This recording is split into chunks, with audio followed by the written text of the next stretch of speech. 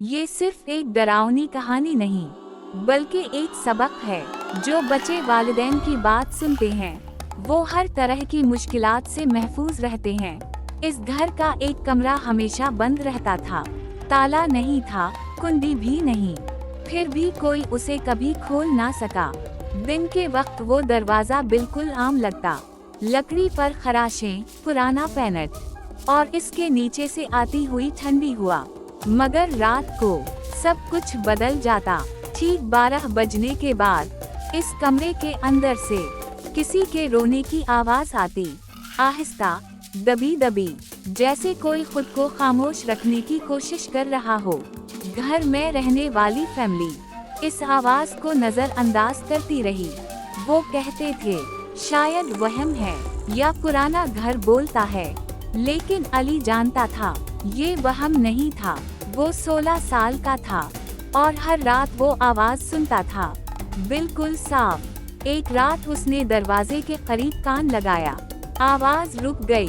फिर अचानक दरवाजे के पीछे से सरगोशी आई। दरवाजा बंद क्यों है? अली के हाथ कांप गए। दरवाजा तो पहले ही बंद था, या शायद था ही नहीं। अगली रात अली ने हिम्मत की। इसने दरवाजे पर हाथ रखा। लकड़ी यख ठंडी थी, जैसे जिंदा हो। अंदर से फिर रोने की आवाज आई। मुझे बाहर आना है।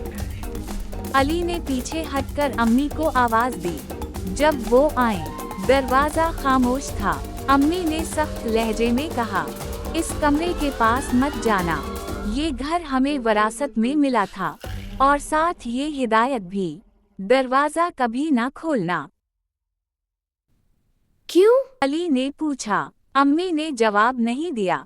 उसी रात अली ने ख्वाब देखा कि दरवाजा खुद ही खुल रहा है, और अंदर अंधेरा नहीं, बल्कि एक और घर है। तीसरी रात रोने की आवाज चीख में बदल गई।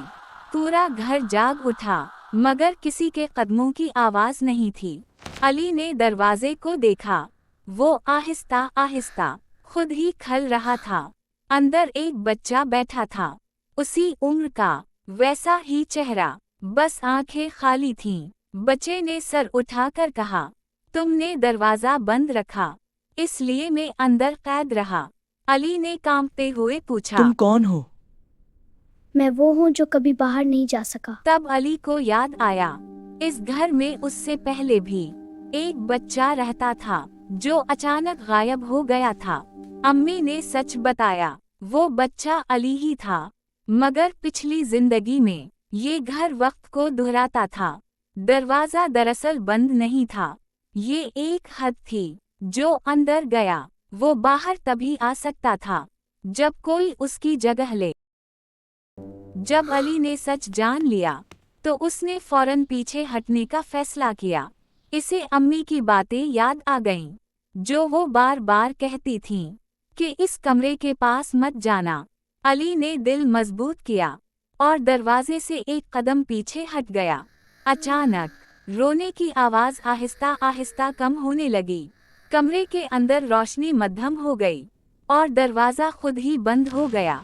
इस बार ना कोई आवाज आई, ना कोई सरगोशी। अम्मी ने आगे बढ़कर दरवाजे पर मजबूती से ताला लगा दिया और कहा, अब ये दरवाजा हमेशा के लिए बंद रहेगा। इस रात के बाद इस कमरे से कभी कोई आवाज नहीं आई। अली महफूज था और घर फिर से एक आम घर बन गया। हमें हमेशा बड़ों की बात माननी चाहिए, क्योंकि वो हमें हमारी हिफाजत के लिए रोकते हैं। बड़े हमेशा हमारा बुरा नहीं सोचते, वो हमें मुश्किल और नुकसान से बचाना चाहते हैं।